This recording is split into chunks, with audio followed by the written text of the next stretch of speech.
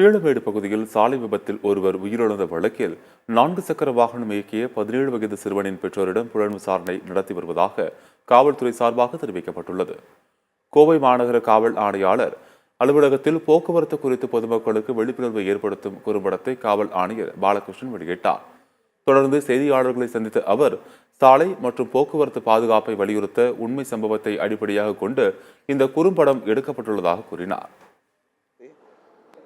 அந்த சிறுவர் புலன் விசாரணையின்படி வீட்டில் அவர்களுடைய வாகனத்தை எடுத்து கொண்டு வந்து அவினாஷி ரோடில் சென்ட்ரல் மீடியனில் இடித்து ஒரு நபருடைய உயிரிழப்பையும் ஏற்படுத்தி அந்த சிறுவனும் காயமடைந்திருக்கின்றார். அந்த கார் அப்படியே தீப்பிடிச்சு எரிஞ்சிருக்குது. பெற்றோர்களுடைய கடமை இந்த இடத்துல ரொம்ப முக்கியமான ஒன்று. ஏன்னா இந்த வழக்கில் பெற்றோர்களின் மீது வழக்கு பதிவு செய்யப்பட்டிருக்கின்றது.